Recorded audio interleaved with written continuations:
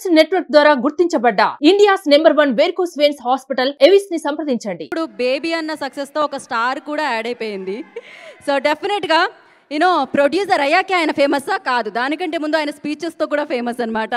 So producer cult block buster baby సక్సెస్ని అందుకున్న producer SKN గారిని వేదిక రాస్తుందిగా స్వాగతం పలుకుతున్నాము. ఇక్కడికి వచ్చిన బ్లడ్ బ్రదర్స్ అందరికీ స్వాగతం సుస్వాగతం.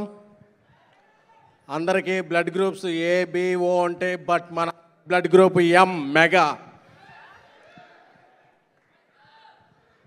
అందరూ స్టడీ స్టార్ట్ చేసినప్పుడు ఏబిసిడి నేర్చుకుంటారు, బట్ మనకి ఏబి తెలియదు. ఫస్ట్ సితో స్టార్ట్ చేసాం. సి అంటే చిరంజీవి గారు. సో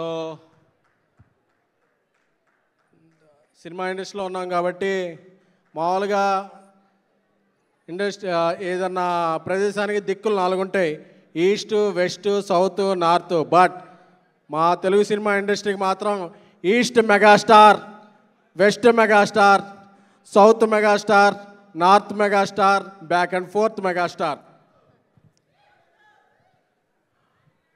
అంటే ఎవరైనా ఇండస్ట్రీలోకి రాయవచ్చు, ఎవరైనా జెండా పాతేయచ్చు అనే ఇన్స్పిరేషన్ ఇచ్చింది మాత్రం, అంటే ఇండస్ట్రీలో రావాలంటే డబ్బులు ఉండక్కర్లేదు, పెద్ద కుటుంబాల నుంచి రావక్కర్లేదు అని ఫస్ట్ టార్చ్ బేరర్గా నిలిచింది మాత్రం మెగాస్టార్ గారు.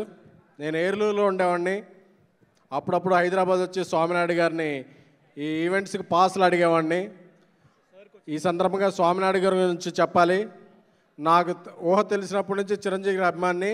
నేను చిరంజీవి గారి అభిమానిగా మారినప్పటి నుంచి చిరంజీవి గారి బర్త్డేని ఇంత ఘనంగా ఆయన భుజాల మీద వేసుకుని ఎప్పుడు అసలు ఒక రేంజ్లో చేసేది స్వామినాయుడు గారు. సార్, మీ ఎఫర్ట్స్ ఆర్ వెరీ అప్రిషియేటబుల్.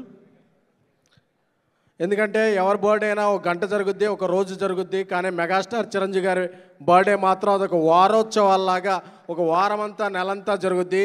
అది ఓన్లీ మన మెగాస్టార్ గారికే సొంతం, మన మెగా అభిమానులకే సొంతం. సో ఏ సినిమాకైనా తెగే టిక్కెట్ మాత్రం ఫస్ట్ మెగా ఫ్యాన్స్దే. మన సినిమాలే కాదు, ఏ సినిమాలైనా మనం అలాగే ఎంకరేజ్ చేస్తాం.